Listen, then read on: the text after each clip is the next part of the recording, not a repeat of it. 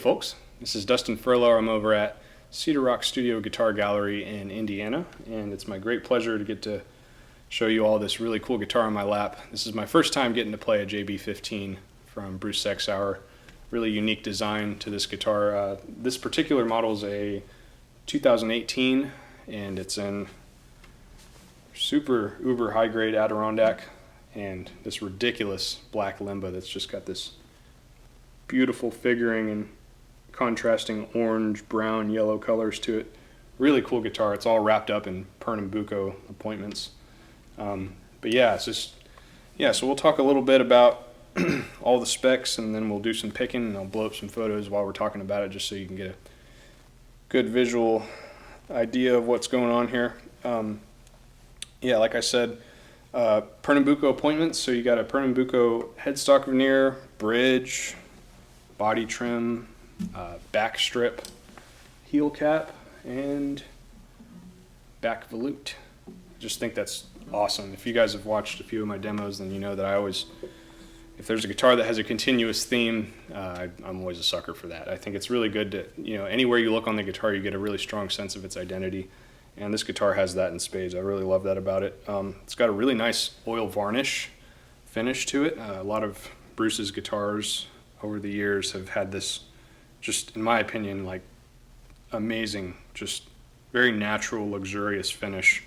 It has a good amount of shine to it, but it's not thick feeling. It feels like you're really connected to the wood while you're playing it and holding it.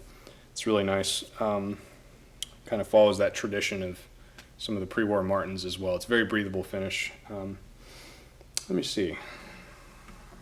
Nice tortoloid pick guard to match the tortoloid truss rod cover. He's got some chrome Scholar open gear tuners. Looks like some, sort of a more modern touch to the Waverleys, maybe probably a bit smoother. Evo gold frets, it looks like.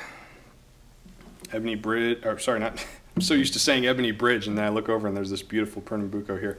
Ebony fretboard.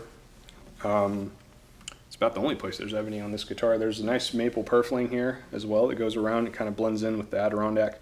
This Adirondack has matured quite a bit in just a few years. It looks nice and warm and honey colored. It's got really tight grain to it. Just a tiny little hint of figuring there. Yeah. Beautiful, beautiful guitar. My favorite thing about it, though, of course, is the tone. The tone and the playability, to me, are always the most important factors, and this has both of them. It's a fan fret, but it's extremely transparent. You don't even realize it because normally with guitars, you either have a short scale or long scale. Short scale is either 24.9 or 25. In this case, the top string is 24.9, so you got a lot of sweetness, and then the bottom string is actually what is pretty standard on most OMs. It's 25.4. But down to C, it holds up like a piano. It's so awesome. But again, the tone of this guitar is just insane because for Adirondack, it has so much sweetness. It's almost closer to Engelmann in some fashions with the way that the treble sits and how round it is. It's just, I love it.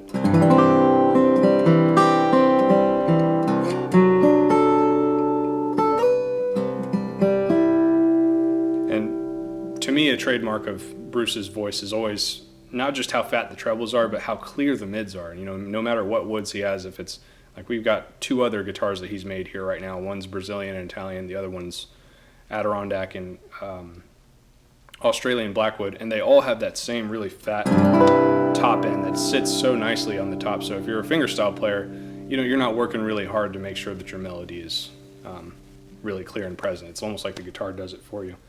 But again, so the wideness of the spread is really important to me as a player. You've got a 2 3/8 spacing here at the bridge, so you can afford to have your right hand a bit more open, a bit more relaxed, and literally more room for error. It's almost like the wider the spacing is for me as a player.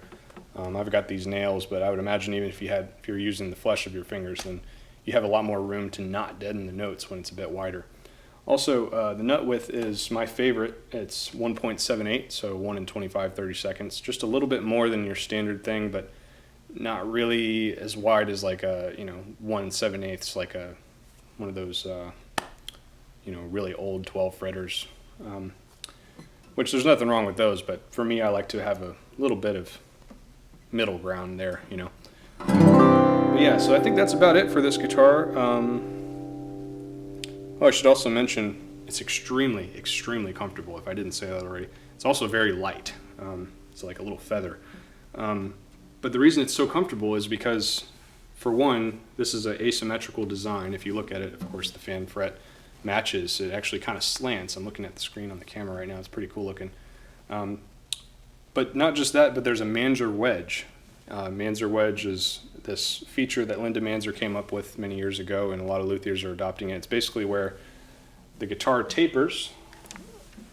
You might be able to see it there, you might not. But so basically it's thinner here where your elbow rests and just a bit thicker here at the lower bout. So you're still got a bit of air down here to move a little bit more bass response. So yeah, it's a little under 4 inches here, and then it's about 4 1/8 right here. So it's all in all, it's just such a comfortable guitar. It's just a hair under 15 inches across.